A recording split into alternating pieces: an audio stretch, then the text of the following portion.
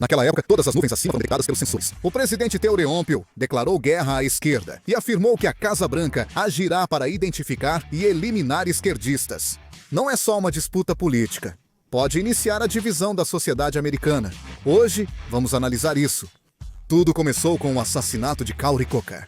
É verdade que a sociedade americana já era polarizada, mas só após o assassinato de Cory Booker, os Estados Unidos ficaram tão divididos. O governo Trump dos Estados Unidos da América declarou isso abertamente. Classificaram o assassinato de Cory Booker como ato terrorista da esquerda e prometeram mobilizar recursos para identificar e eliminar a rede. Ainda não está claro o que querem dizer com rede de esquerda e terrorismo. O vice-presidente J.D. Vance afirmou na Casa Branca que irá monitorar redes de esquerda que promovem violência durante a apresentação do podcast de Cory Booker, o Cory Booker CEO. E declarou que irá mobilizar todos os recursos do Departamento de Justiça, do Departamento de Segurança Interna e de todo o governo para identificar, impedir, desmantelar e destruir essas organizações. Nesse dia, participaram do podcast importantes membros da Casa Branca, como o chefe e o vice-chefe de gabinete. Percebi que o governo Trump tinha ótima opinião sobre Charlie Booker. Após isso, o governo Trump passou a agir mais ativamente, usando o assassinato de Charlie Booker como justificativa. Segundo uma reportagem do New York Times, o atual gabinete de Trump está elaborando uma lista de organizações de esquerda e tem como objetivo classificar essas atividades de esquerda como terrorismo doméstico. O vice-presidente J.D. Vance também já falou algo semelhante sobre isso. O presidente Trump afirmou que a morte de Charlie Booker foi causada pela extrema esquerda e que investigará quem organizou e financiou essas forças. Por isso, surgem preocupações em vários lugares.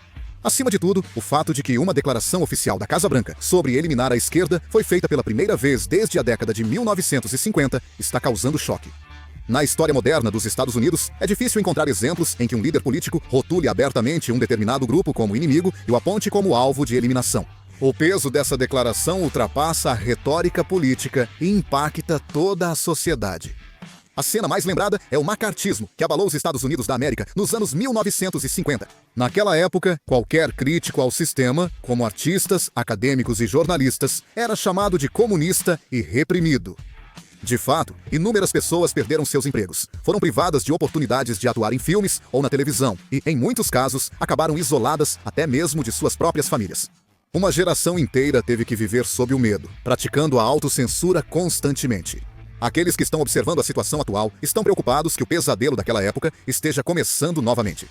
O movimento do governo Trump de rotular redes de esquerda como inimigas e tentar classificar até mesmo a mídia e organizações civis como organizações terroristas é suficiente para lembrar o macartismo de mais de 70 anos atrás. Desta vez, não é só verificação ideológica ou estigmatização social. Preocupa o uso de ações diretas e físicas, como retirada de tropas, grandes processos judiciais e repressão forçada. Mesmo assim, o presidente Theodore Roosevelt segue agindo contra empresas de mídia e certas regiões. O presidente Theodore Roosevelt chamou o New York Times de porta-voz da esquerda radical e processou o jornal por 15 bilhões de dólares, cerca de 20,7 trilhões de won. Em 15 de setembro, o presidente Theodore Roosevelt afirmou em sua rede Truth Social que era uma grande honra processar o New York Times por 15 bilhões de dólares por difamação. Além disso, o presidente Theodore Roosevelt criticou fortemente o New York Times, afirmando ser um dos jornais mais corruptos da história dos Estados Unidos da América. O presidente Theodore Roosevelt entrou com esse processo apenas uma semana depois que o New York Times noticiou, em 8 de setembro, uma carta obscena que ele teria enviado no passado ao bilionário e criminoso sexual Abe Siltain. O secretário de Estado dos Estados Unidos da América, Rubio, afirmou que vai deportar estrangeiros que celebraram a morte de Cory Booker. O secretário de Estado Rubio disse no X em 15 de setembro que os Estados Unidos da América não aceitarão estrangeiros que celebrem a morte de seus cidadãos. Ele disse que vistos estão sendo cancelados e quem comemorar mortes nos Estados Unidos da América pode ser deportado. Na verdade, esse tipo de ação está sendo aplicada aos americanos, embora eles não estejam sendo deportados. No entanto, estão retaliando contra aqueles que avaliaram positivamente a morte de Cory Booker. Grupos conservadores seguem reclamando, causando demissões ou punições de professores, funcionários públicos e comentaristas. Além disso, o presidente Theodore Roosevelt enviou tropas para Los Angeles, Washington, Distrito de Colômbia e agora para Memphis, no Tennessee, também uma região majoritariamente democrata. O governo Theodore Roosevelt está transformando o assassinato de Cory Booker em um conflito entre facções, intensificando os ataques contra o campo progressista. O presidente Theore Ompel declarou que vai enviar a Guarda Nacional para resolver o grave problema de criminalidade em Memphis, sendo esse o terceiro caso de envio da Guarda Nacional para cidades dentro dos Estados Unidos. Esses locais apoiam o Partido Democrata e são alvo de críticas por suposta ofensiva ao campo progressista. O presidente Theore Ompel disse que após enviar a Guarda Nacional para Memphis, o próximo destino será Chicago, base política do ex-presidente Obama. Por causa disso, a resistência do campo progressista está ficando cada vez mais intensa. Acima de tudo, o que mais enfureceu as pessoas foi ver um simples youtuber, que nem sequer é militar, sendo saudado e encorajado por oficiais militares de alta patente. A concessão de uma honra geralmente reservada a heróis nacionais a uma pessoa de orientação política clara gerou indignação em muitos. Algumas figuras de orientação progressista estão levantando a voz, questionando se até mesmo a honra militar agora está sendo usada como ferramenta de propaganda política.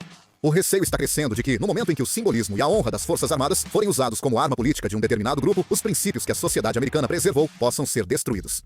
Outra crítica foca no mau uso da violência política.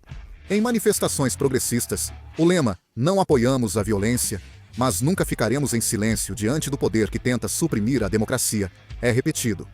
Os cidadãos que ficam no local se opõem à violência e criticam a resposta exagerada do governo, passando mensagem dupla.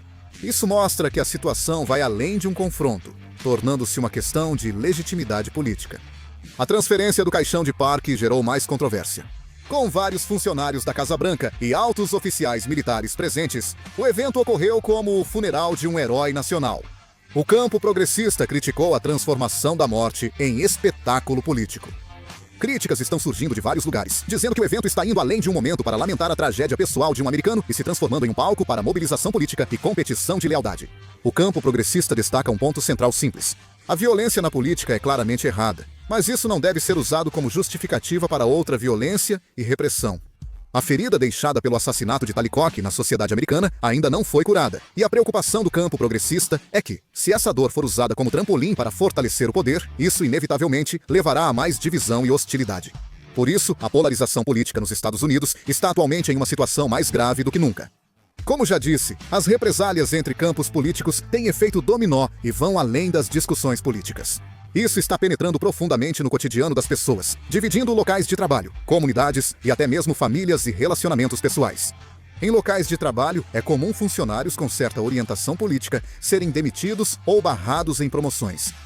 Após o caso Talicoque, até professores, servidores e trabalhadores de empresas privadas que criticaram publicamente o texto estão sendo demitidos por histórico nas redes sociais.